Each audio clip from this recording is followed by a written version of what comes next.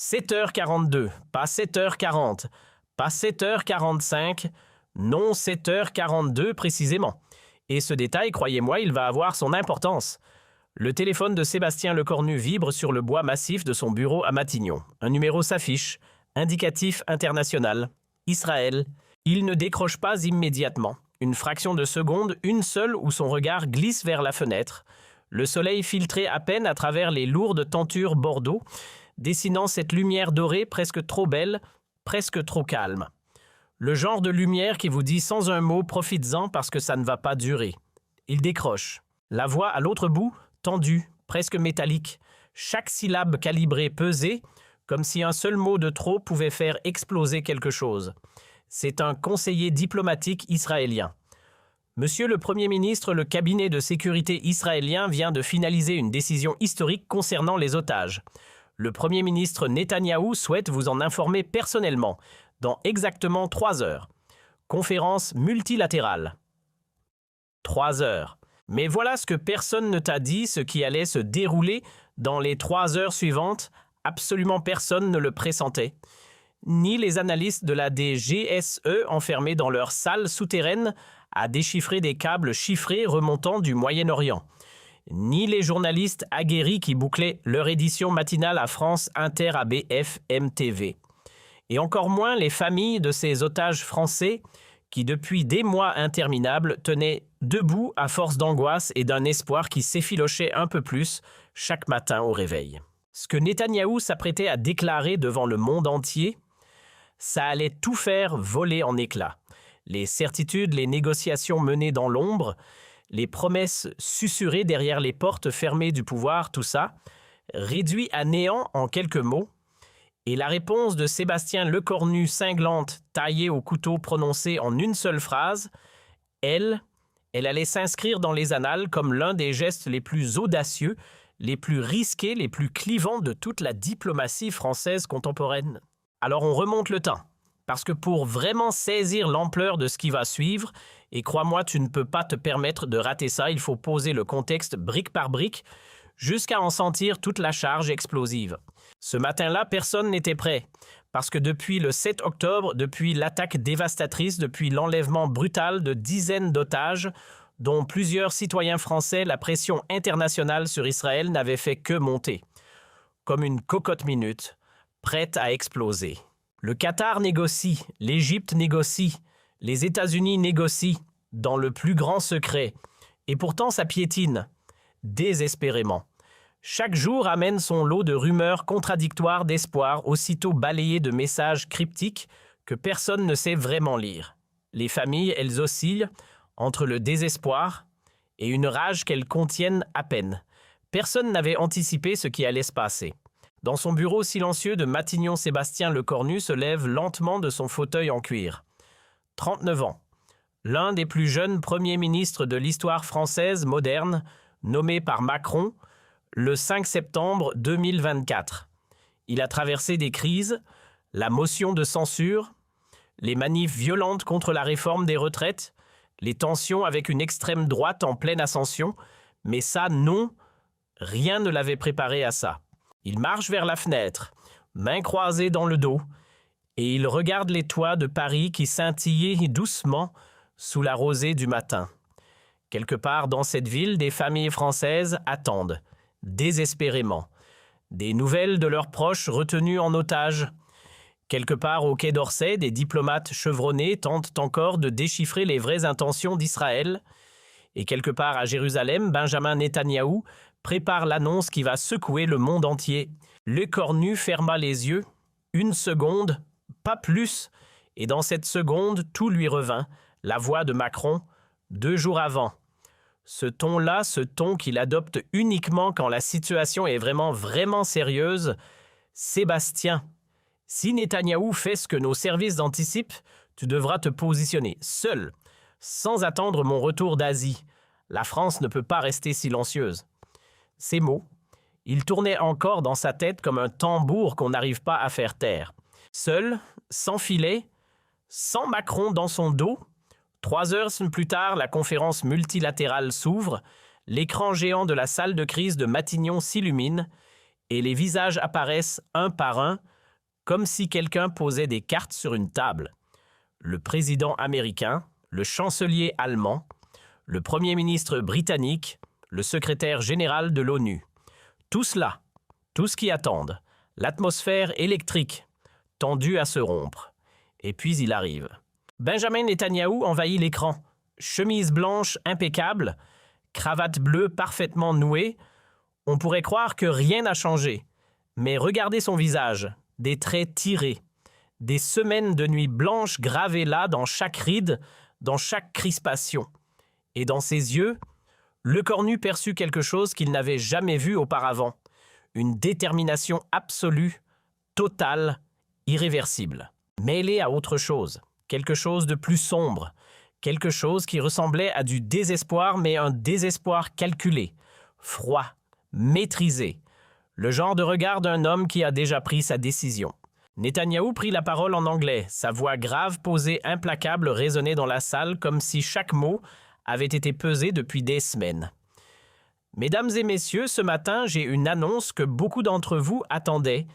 Suite aux négociations qui ont duré plusieurs semaines et après avoir reçu la réponse finale du Hamas hier soir, le gouvernement israélien a officiellement décidé que tous les otages seront libérés. La première phase du plan démarre demain matin. Silence. Total. Absolu. Lecornu le sentit physiquement ce moment où toute une salle retient son souffle en même temps. Les regards convergèrent vers lui sans qu'il ait besoin de les chercher. Les otages français, libérés. C'était ce pourquoi tout le monde s'était battu, espéré, prié pendant des mois. Le miracle diplomatique que plus personne n'osait prononcer à voix haute. Alors pourquoi est-ce qu'il avait cette boule dans l'estomac? Pourquoi cette alarme qui hurlait quelque part dans sa tête sans qu'il puisse l'expliquer? Netanyahou lui continuait méthodique, chirurgical. Phase un demain à l'aube. On commence par les civils, les femmes, les enfants en priorité. En échange, Israël libère des prisonniers palestiniens selon une liste préétablie. Phase 2, dans les jours qui suivent, les otages militaires. Phase 3, la remise des corps des otages décédés. Le premier ministre britannique fut le premier à prendre la parole, la voix étranglée par l'émotion. Une nouvelle extraordinaire, monsieur le Premier ministre. L'humanité entière vous devra quelque chose. Dans la foulée, le chancelier allemand abonda dans son sens. C'est votre ténacité qui a rendu ça possible. Votre courage. Et le président américain lui enfonça le clou. Israël vient de prouver au monde qu'on peut toujours trouver une sortie, même quand tout semble fermé. Sauf que Lecornu, lui, il ne disait rien. Pas un mot. Pas un geste. Pendant que les autres chefs d'État enchaînaient les formules de félicitations, le Premier ministre français restait figé, les yeux rivés sur l'écran. Ses plus proches collaborateurs installés autour de la grande table échangèrent des regards inquiets. Qu'est-ce qui se passait? Pourquoi ce silence? Pourquoi ce vide précisément au moment où tout le monde attendait que la France parle? Marc Vallière, son conseiller diplomatique, se pencha vers lui, la voix basse mais pressante. « Monsieur le Premier ministre, le silence de la France commence à se remarquer. Vous devriez intervenir. » Lecornu leva une main, un geste sec, court, définitif. Il n'avait pas envie qu'on l'interrompe. Parce que ses yeux ne lâchaient pas Netanyahou. Il l'observait avec une concentration chirurgicale comme quelqu'un qui cherche à lire derrière les mots, à percer ce que cette annonce en apparence miraculeuse dissimulait vraiment. Ce fut dans le silence feutré de la salle que tout bascula. Les yeux de Lecornu ne quittaient pas le visage du Premier ministre israélien, et c'est là qu'il le surprit, un micro-mouvement fugace, presque rien. Une hésitation d'une fraction de seconde sur le mot « tous ». Une mâchoire qui se serre à peine au moment où tombait l'expression « première phase ». Le mensonge n'était pas dans les mots.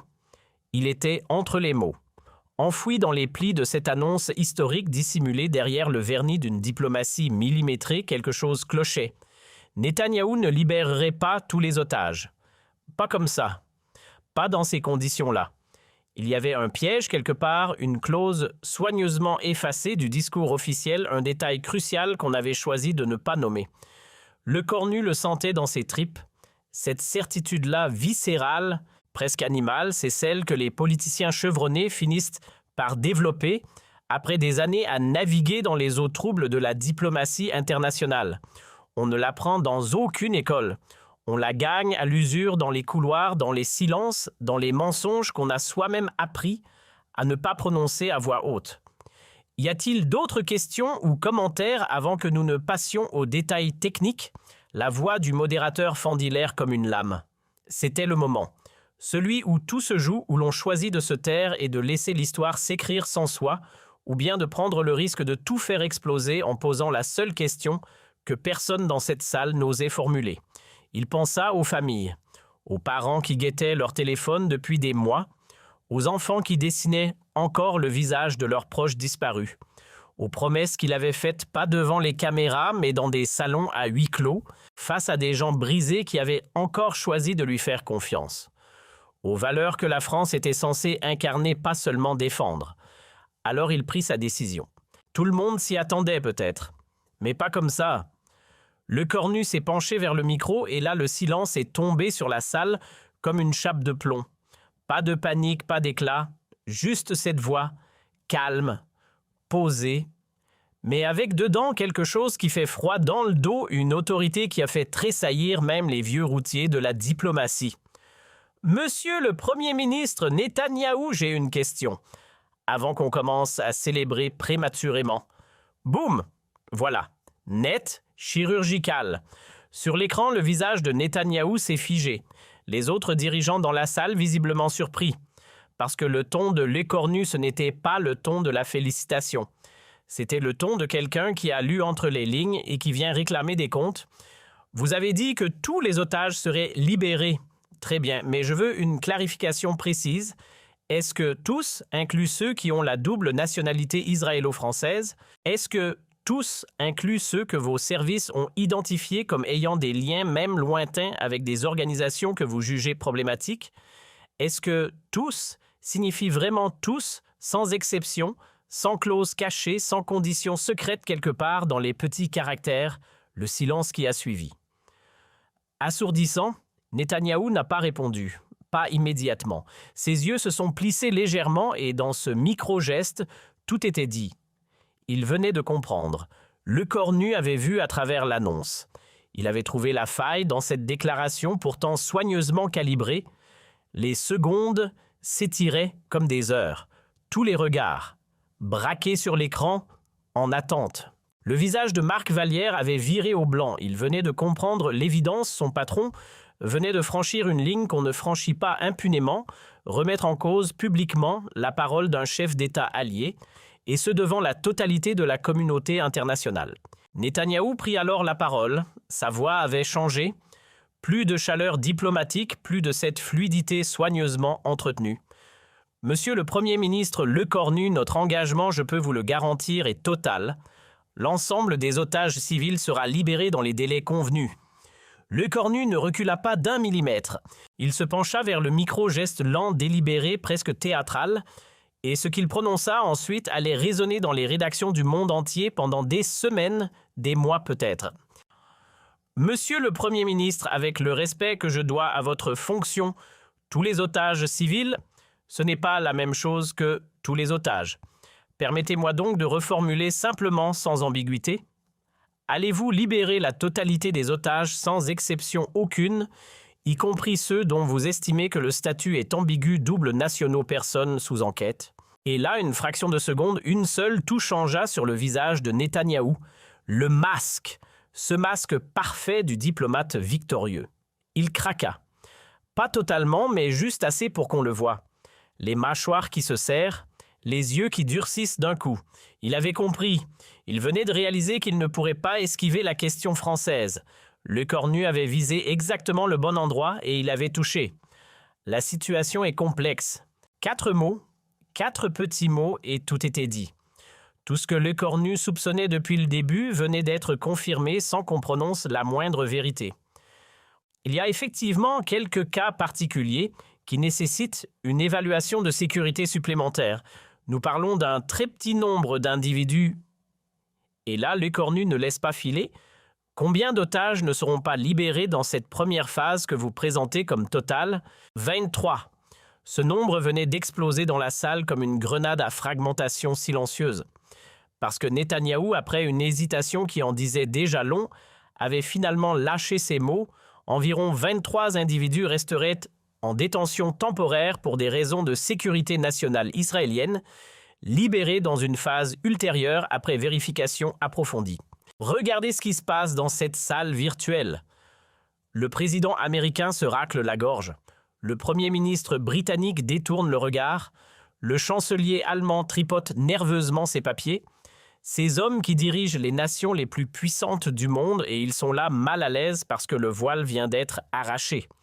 23 êtres humains qui n'entraînent pas dans le mot « tous ». Des familles allaient en vivre ça, l'espoir d'abord, la dévastation ensuite en l'espace de quelques heures. Et parmi ces 23, les services français avaient déjà identifié au moins 7 citoyens français ou binationaux. 7 familles françaises prises dans ce compte à rebours cruel, sans avoir voix au chapitre, sans avoir été consultées, soumises à des critères arbitraires décidés unilatéralement par un gouvernement étranger. Voilà ce que Lecornu venait d'exposer, pas une théorie, une réalité. 2 secondes. Lecornu les a vécus comme une éternité les yeux fermés, le souffle retenu, le poids de sa carrière entière suspendu dans ce silence. 2 secondes pour rassembler ce qu'il lui restait de courage. 2 secondes pour mesurer froid dans le dos l'onde de choc de ce qu'il s'apprêtait à lâcher. 2 secondes pour se dire les dents serrées que oui, sa trajectoire politique pourrait s'arrêter là ce soir devant des millions de téléspectateurs.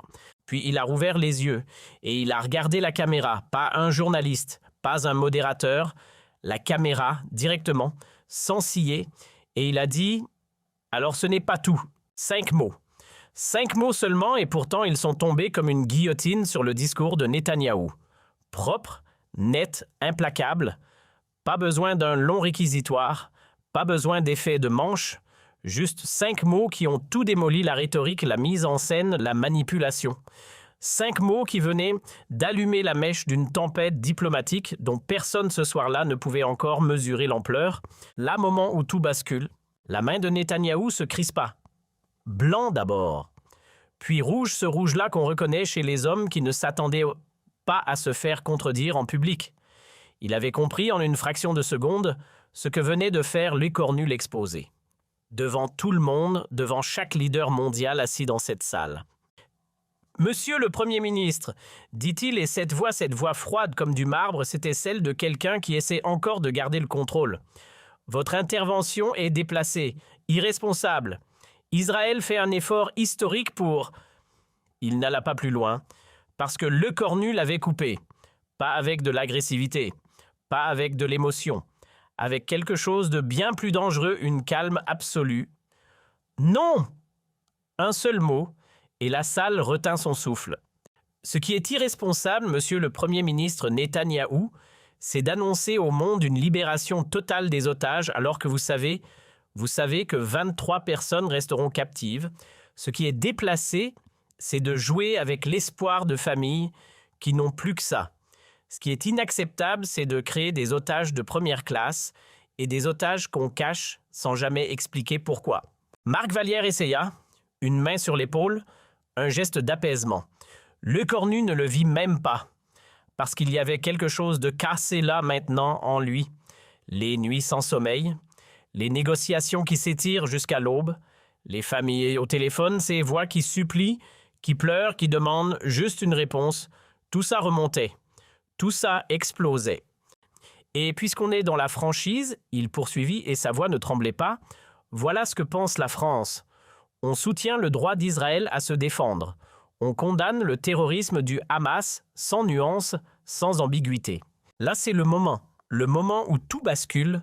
Lecornu lâche sa phrase comme une grenade.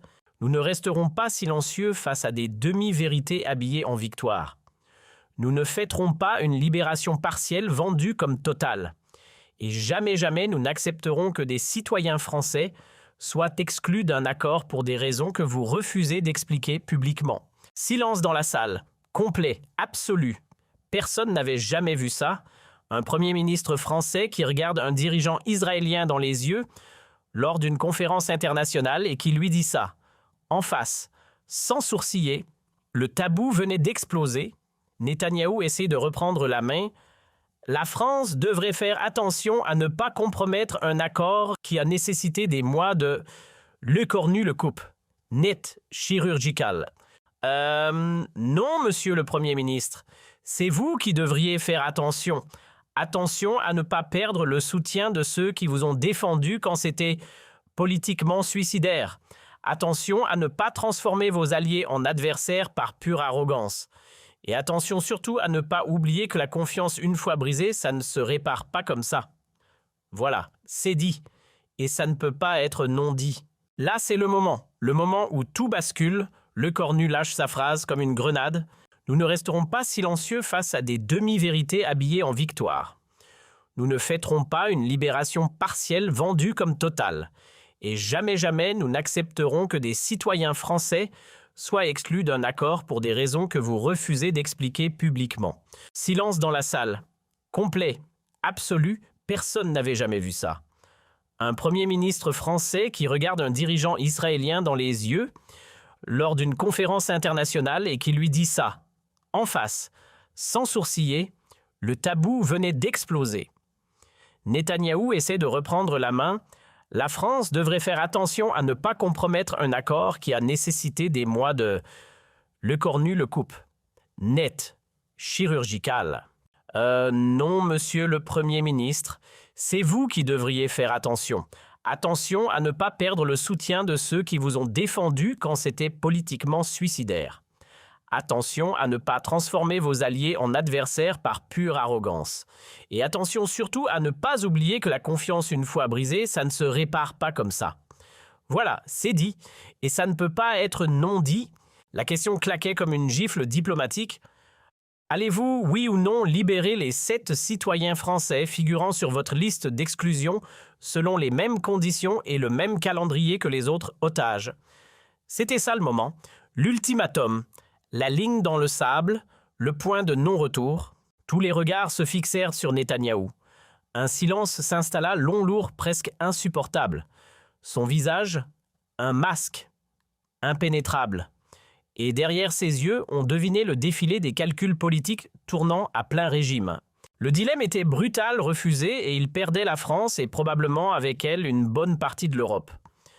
Accepté, et il se retrouvait à genoux devant la pression internationale, ce que sa propre coalition, déjà vacillante, aurait lu comme une capitulation pure et simple. Quand il ouvrit enfin la bouche, ce n'était pas pour parler, c'était pour lâcher du venin à peine camouflé derrière des mots diplomatiques. Les ressortissants français seront intégrés à la première vague de libération. Il marqua une pause calculée pesée, à condition que Paris s'engage formellement à coopérer avec nos services de sécurité pour les vérifications requises. Voilà la condition. Posé comme une pierre sur une table, le cornu n'a pas cligné des yeux. Il a hoché la tête lentement, délibérément, comme quelqu'un qui avait déjà prévu cette réponse 3 coups à l'avance. La France a toujours coopéré avec ses alliés, dans le strict respect du droit international et des droits humains fondamentaux. Chaque mot une brique. Nous attendons demain matin une liste complète non-nationalité-statut pour vérification. Cette liste sera transmise aux Nations Unies et rendue publique. Public. Ce mot-là, c'était le piège. Élégant, redoutable, irréversible. Netanyahou venait de comprendre qu'il était coincé non pas par la force, non pas par une menace, mais par une promesse publique qu'il venait lui-même de valider. S'en défaire maintenant impossible. Ce serait signer sa propre mise en cause devant la scène internationale. C'est acceptable. 3 mots, sec, froid. Dit du bout des lèvres comme on avale quelque chose d'amer sans se plaindre, parce qu'on n'a plus le choix. Parce que le pardon, lui, n'était pas dans la salle. La salle de crise de Matignon, silence total. Écran noir. Personne ne respire. Et là, les collaborateurs regardent le cornu. Mais pas comme d'habitude, non. Ils le regardent comme s'ils le voyaient pour la première fois, parce que ce qu'ils venaient de vivre, ça ne s'oublie pas. C'est Marc Vallière qui rompt le silence. Un applaudissement, puis un deuxième, puis toute la salle debout. Une standing ovation en pleine cellule de crise pour un Premier ministre qui venait de tenir tête à l'un des hommes les plus puissants de la planète. Le cornu se lève, lentement. Il est épuisé profondément, Ses mains tremblent. L'adrénaline retombe et avec elle tout le poids de ce qu'il vient de faire. Parce qu'il sait. Il sait exactement ce qui l'attend, les attaques médiatiques, les pressions politiques et ces accusations d'antisémitisme que certains vont brandir sans hésiter. Mais il sait aussi une autre chose, une chose simple. Il a fait ce qui était juste. Et là, franchement, l'enfer s'est lâché. Les médias israéliens ont pété un câble. Ingérence française, hostilité assumée. Certains éditorialistes ont carrément balancé les mots « trahison » et « coup de poignard dans le dos ». Le lobby pro-israélien en France s'est activé immédiatement, mobilisant tous ses relais pour réclamer la tête du Premier ministre. Mais voilà, quelque chose d'inattendu s'est produit. Quelque chose que personne n'avait anticipé ni d'un côté ni de l'autre. Les familles des otages, toutes nationalités confondues, ont commencé à exprimer leur soutien au Premier ministre français. Des rassemblements spontanés ont éclaté devant l'ambassade de France dans plusieurs capitales. Sur les réseaux sociaux, une déferlante de messages de gratitude pour le seul dirigeant qui avait eu le courage de dire la vérité. Et puis, cette vidéo, un père israélien dont le fils faisait partie des otages qui publie un message face caméra. Je vais pas vous mentir, c'est difficile à regarder sans être touché. Merci, monsieur le Premier ministre. Vous avez dit ce que nous pensions tous, mais que personne n'osait prononcer. Notre gouvernement nous mentait, et vous l'avez exposé. Grâce à vous, mon fils sera libéré demain. La presse internationale, après le choc initial, a commencé à prendre du recul. Le New York Times titrait « Et c'est pas rien un moment de vérité diplomatique ». Le Guardian parlait de courage politique dans un monde de langue de bois. Même des médias israéliens progressistes ont commencé à gratter la surface de la stratégie Netanyahou. Et en France, 77% des Français approuvèrent la prise de position selon un sondage. Syndicats, associations, personnalités de l'opposition, tout le monde s'est aligné. Le mec avait appuyé sur un bouton que personne n'osait toucher. Tard dans la soirée, depuis l'Asie où il était en déplacement, Macron décrocha son téléphone. « Sébastien, vous avez fait ce qu'il fallait. La France est fière de vous ce soir. » Une phrase, sobre, mais elle dit tout. Et le lendemain matin, comme promis, parce que quand tu t'engages publiquement, tu n'as plus le choix, la liste complète des otages fut transmise aux Nations Unies et rendue publique. Les 7 Français y étaient, tous les 7.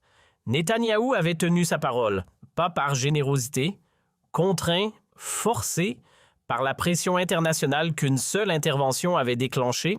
À l'aube, les premiers otages franchirent la frontière, et là les images, vous les avez vues, vous savez de quoi je parle, des larmes, des bras qui se referment, des cris qu'on n'oublie pas. Ces images-là, elles ont fait le tour du monde en quelques heures, et dans chaque interview, les familles répétaient la même chose mot pour mot. « Merci à monsieur le Cornu. Sans lui, nos proches seraient restés là-bas. » Mais l'histoire, et c'est là que ça devient vraiment intéressant, ne s'arrête pas là. Parce que dans les semaines suivantes, quelque chose changea au Moyen-Orient.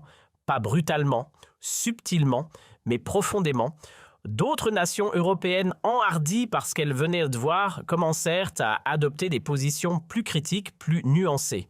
Le discours pro-israélien sans réserve, ce monolithe qu'on croyait intouchable, commença à se fissurer. Et les négociations sur les phases suivantes. Elles prirent une tournure radicalement différente. Une décision, un homme, un effet domino à l'échelle d'un continent.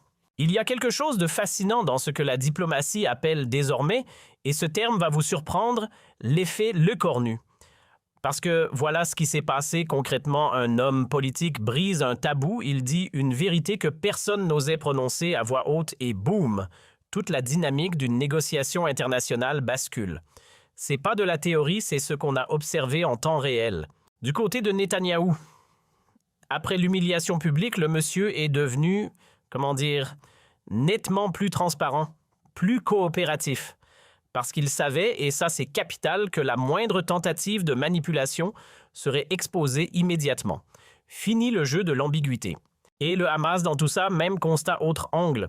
Ils ont réalisé qu'ils ne pouvaient plus miser sur les divisions au sein de la communauté internationale pour gagner du temps. Cette carte-là, elle venait d'être retirée de la table. Résultat, on organise aujourd'hui des séminaires dans les grandes écoles de diplomatie pour étudier cette confrontation comme un cas d'école. Des analystes la comparent au discours de Churchill D'autres évoquent la posture de De Gaulle. Et moi je vous dis, quand les historiens et les diplomates commencent à citer votre nom dans le même souffle que ces géants-là, c'est que quelque chose de rare vient de se produire. Ce jour-là, quelque chose en Sébastien Lecornu s'était définitivement transformé. Fini l'image du jeune Premier ministre parachuté par Macron, celui dont les éditorialistes questionnaient en fait la carrure sur la scène mondiale. Non, ce soir-là, un homme d'État était né. Respecté, craint, écouté. Les grands de ce monde avaient compris une chose simple, cet homme ne se cacherait pas derrière des formules diplomatiques lisses et vides. Il dirait les choses, les vraies, même quand elles font mal, même face aux alliés les plus puissants. 3 mois passèrent, sommet européen à Bruxelles. Dans un couloir, loin des caméras, loin des conseillers qui font semblant de regarder ailleurs, Netanyahou et Lecornu se retrouvèrent face à face. Quelques secondes de silence. Juste 2 hommes et le poids de ce qui s'était dit. Puis Netanyahou tendit la main. « Vous avez fait votre travail ce jour-là. » Lecornu serra cette main fermement sans hésiter. « Comme vous auriez dû faire le vôtre, dire toute la vérité dès le départ. » Ils se séparèrent, pas un mot de plus. Mais quelque chose d'invisible venait de naître entre eux, un respect que seule une confrontation franche peut engendrer. 5 mots, juste 5 mots. Alors ce n'est pas tout, et l'histoire a basculé. Parce que cette journée, cette conférence, ce moment précis n'est pas entré dans les mémoires comme un clash entre 2 nations. Non, elle a été retenue comme quelque chose de bien plus rare, l'instant où un homme politique a choisi la vérité plutôt que le confort, pas l'opportunisme, pas la convenance diplomatique, la vérité. Une seule phrase avait suffi, 5 mots pour démasquer une manipulation, 5 mots qui, selon les témoignages, ont contribué à sauver des vies. Et Sébastien Lecornu, quand on lui demande aujourd'hui s'il regrette cette confrontation, il ne réfléchit même pas. Il sourit et il répond invariablement « Regretter d'avoir dit la vérité jamais ». C'est peut-être la seule chose en politique dont on ne devrait jamais avoir à s'excuser. Cette phrase-là, elle va traverser les générations. Elle va inspirer une génération entière de diplomates, ceux qui auront compris qu'on ne sacrifie pas l'honnêteté sur l'autel de la convenance politique. Et quelque part, en France ce soir, dans des maisons réunies autour d'un même bonheur des familles retrouvées, des proches libérés, un verre se lève. Chaque année, à la même date, pour l'homme qui a osé, pour l'homme qui a dit « alors ce n'est pas tout ». Mais arrêtez-vous une seconde, parce que ce que je vais vous dire maintenant, personne n'en parle. C'est quelque chose qui n'a été révélé que des mois après, enfoui dans les mémoires confidentielles d'un diplomate américain qui était là dans cette salle ce jour-là. Et croyez-moi, ça change tout. 2 heures avant que la conférence ne commence, pendant que Lecornu tournait en rond, dans son bureau de Matignon tendu, nerveux, les mains dans le dos, un email crypté venait d'atterrir sur le serveur sécurisé de la DGSE, expéditeur anonyme. Mais les métadonnées, elles ne mentaient pas. Origine probable les services de renseignement israéliens. Et à l'intérieur de ce message, un document. Explosif, la liste complète des 23 otages que Netanyahou avait décidé d'exclure de la libération, avec pour chacun d'eux les raisons détaillées, écrites noir sur blanc. Et là, attendez, parce que ce qui suit, c'est le genre de révélation qui change tout. Dans cette liste d'exclusion, il y avait des choses que si elles avaient filtré dans la presse, ça aurait été un scandale planétaire immédiat, ingérable. 3 otages écartés. Pourquoi? Parce qu'avant leur enlèvement, ils avaient osé critiquer la politique israélienne sur les réseaux sociaux. C'est tout. C'est littéralement tout. 5 autres des liens familiaux lointains avec des Palestiniens. Pas des militants, pas des activistes, juste des gens qui avaient quelque part dans leur arbre généalogique une connexion. Et 2 derniers exclus parce qu'ils avaient marché pour la paix à Tel Aviv. Pour la paix à Tel Aviv.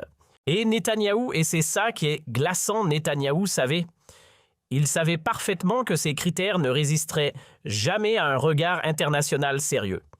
Mais il pariait sur quelque chose, le silence. Le silence confortable, le silence complice de la communauté internationale trop occupée à se féliciter d'une victoire diplomatique, même partielle, même bancale, plutôt que d'ouvrir une boîte de Pandore embarrassante. C'est ce document-là qui a tout déclenché chez Lecornu. Parce que lui, il savait. Il avait les preuves entre les mains, il voyait exactement ce que Netanyahou était en train de construire. Mais voilà le problème, le vrai problème, il ne pouvait pas sortir ça publiquement, pas sans griller sa source. Une source qui avait pris des risques réels, des risques vitaux, pour faire remonter ces informations. Ce que l'Écornu avait décidé, c'était brutal dans sa simplicité, pas d'accusation directe. Non. Il allait forcer Netanyahou à se contredire lui-même question par question, piège par piège, jusqu'à ce que la vérité n'ait plus nulle part où se cacher. Marc Vallière avait lu le document, en même temps que son ministre. Et là, panique totale. Il supplie « Patron, arrêtez !» Si Netanyahou comprend qu'on a intercepté ses communications internes, c'est fini. Crise diplomatique, accusation d'espionnage, on est grillé.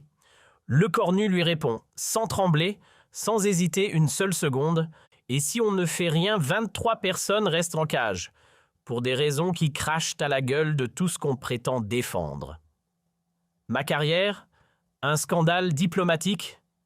Non, je ne peux pas porter ça. Cette phrase-là, elle n'a jamais été rendue publique.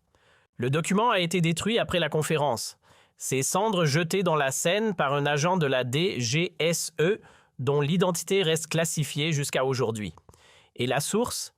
Un officier israélien désillusionné par son propre gouvernement qui a continué pendant des années à alimenter la France en informations critiques.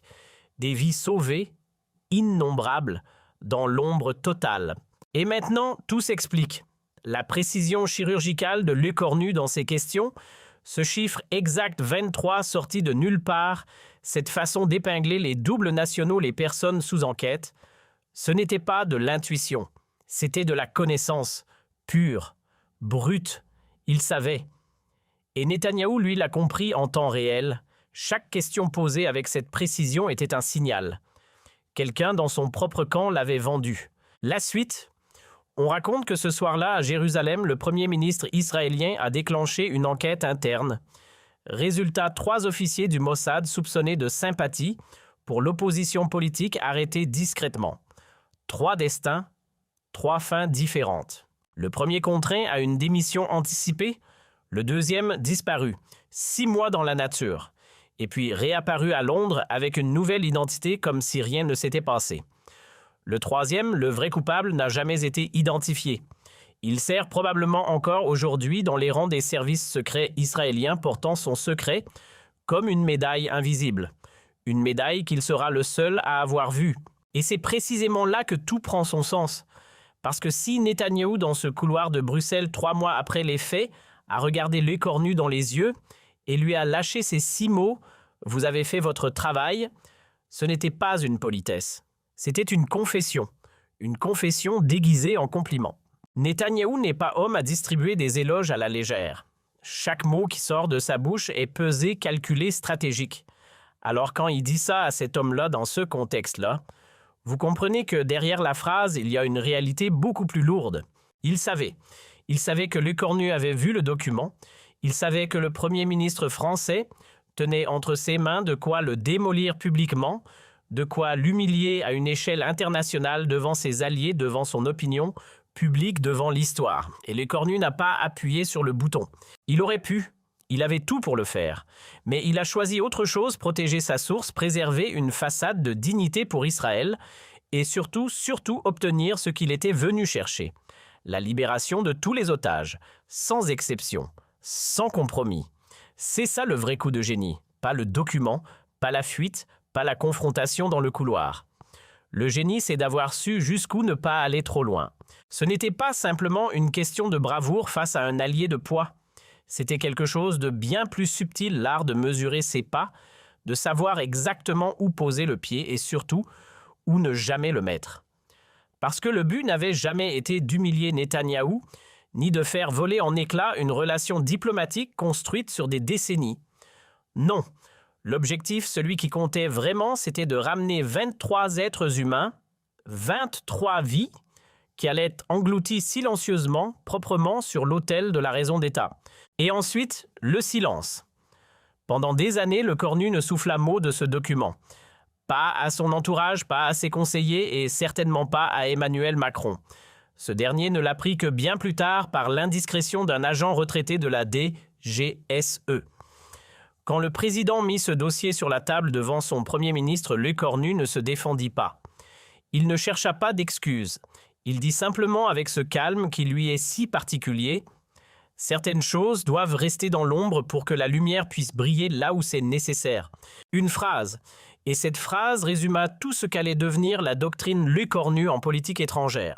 Ce n'est pas une chose facile à expliquer, mais il y a des hommes politiques qui existent sur la scène internationale et puis il y a ceux qui la marquent. Lui, il faisait partie de la deuxième catégorie. Et le reste de son mandat l'a prouvé encore et encore. Des journalistes français retenus en Iran libéré, par des canaux que personne ne connaissait, que personne ne soupçonnait même. Est-ce qu'on nous a expliqué comment? Non. Est-ce qu'on avait besoin de l'explication? Franchement, pas vraiment.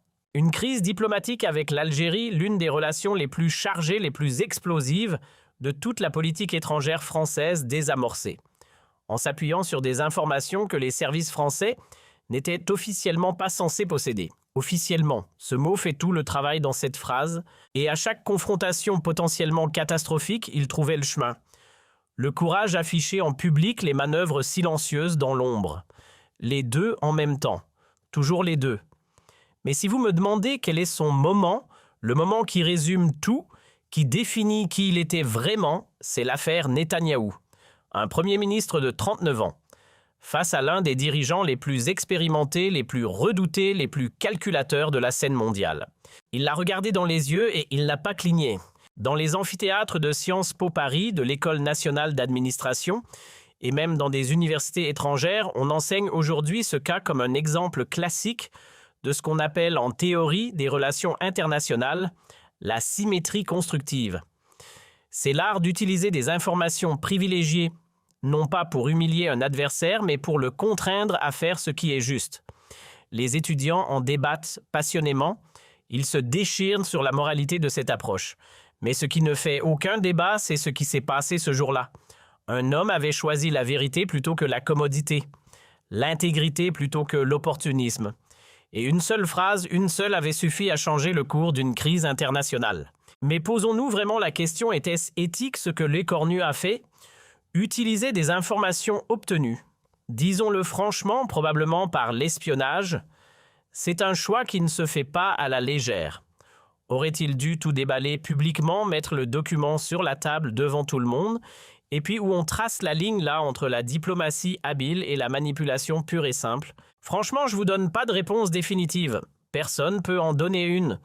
Ça dépend de là où vous vous placez politiquement, philosophiquement, moralement. C'est du cas par cas, c'est du nuance, c'est du débat qui va durer. Mais une chose, une seule, est absolument indiscutable. 23 personnes qui auraient dû croupir en captivité sont libres, aujourd'hui, maintenant. 23 familles qui auraient dû continuer à se ronger les sangs, à attendre, à espérer sans savoir, ont retrouvé les leurs. Ça, vous pouvez le tourner dans tous les sens que vous voulez, vous ne pouvez pas le nier. Vous ne pouvez pas le minimiser. Personne ne le peut. 5 ans. 5 ans se sont écoulés depuis cette confrontation qui a fait trembler les couloirs du pouvoir. Et là, un journaliste du Monde respecte au gars sérieusement. Il réussit l'exploit de décrocher une interview avec Lecornu.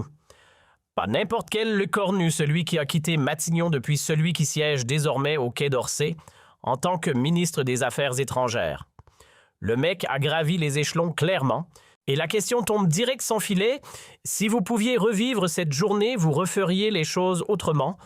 Silence, long, pesant. Lecornu regarde par la fenêtre la Seine qui coule tranquille en contrebas comme si elle n'avait rien à prouver à personne. Puis il se retourne. Ce regard bleu acier, vous voyez ce que je veux dire, ce regard qui est devenu sa marque de fabrique et il lâche. En politique, on nous apprend à peser chaque mot, à calculer chaque geste, à anticiper chaque conséquence. Mais parfois, il faut juste faire ce qui est juste, même si c'est dangereux, même si c'est impopulaire, même si ça peut réduire votre carrière en cendres. Ce jour-là, j'ai fait ce qui était juste, et je dormirais beaucoup moins bien aujourd'hui si j'avais agi autrement. Voilà, classe absolue ou calcul parfait, à vous de juger. Mais le journaliste, lui, il n'en a pas fini. Il pose la question. celle que tout le monde se pose en sourdine depuis des années. Est-il vrai que vous aviez accès à des documents confidentiels israéliens ce jour-là? 23 personnes libres. Voilà ce qu'il a dit, rien de plus, rien de moins, et franchement, c'est du génie pur. Parce que Lecornu, cet homme-là, il maîtrise un art que peu de politiciens possèdent encore, dire exactement ce qu'il faut, au moment où il le faut, sans jamais laisser transparaître ce qu'on ne doit pas voir. L'interview se ferme sur cette phrase suspendue dans l'air, une ambiguïté taillée au millimètre, pas accidentelle, non calculée. Transparence en façade, discrétion en coulisses. Et c'est précisément ça qui fait d'un homme politique. Un homme d'État. Cette confrontation, elle n'est pas morte dans les archives, elle circule encore dans les couloirs feutrés du pouvoir français, transmise de bouche à oreille de mentor à disciple, une légende, un conte moral pour ceux qui veulent un jour tenir debout face aux tempêtes. Les jeunes diplomates l'écoutent, les yeux grands ouverts, en rêvant que ce soit eux un jour, qui défendent la vérité avec autant de force tranquille. Les sceptiques, eux, ont haussé les épaules. Coup de chance, disait-il. Manipulation médiatique bien orchestrée. Mais ceux qui étaient présents ce jour-là, ceux qui avaient vu de leurs propres yeux le visage de Lecornu, au moment précis où ces 5 mots fatidiques ont franchi ses lèvres, ils savent. Ils savent que c'était autre chose, quelque chose de plus profond, de plus rare, de presque anachronique dans ce monde, bâti sur des demi-vérités et des compromis élaborés un instant de vérité absolue. Et quelque part dans un appartement sobre de Tel Aviv, un ancien officier regarde parfois le ciel étoilé la nuit. Il repense à ce jour où il a appuyé sur « Envoyer », un email, un seul, qui allait basculer le destin de 23 personnes. Il ne sait pas si Lecornu pense encore à lui. Il ne sait pas si le ministre se demande parfois qui était cette source fantôme, celle qui a tout mis en jeu pour que la justice l'emporte. Mais au fond, ça n'a aucune importance, parce qu'il sait qu'il a fait ce qui était juste. Et dans ce monde complexe et parfois cruel, c'est tout ce dont on a besoin. Alors la prochaine fois qu'un politicien te sort une déclaration qui semble trop propre, trop parfaite, trop belle, souviens-toi de cette histoire. Souviens-toi de l'homme qui a eu le courage de poser la vraie question. Est-ce vraiment tout? Souviens-toi que derrière chaque grande annonce se dissimulent des petits caractères que personne ne veut que tu lises.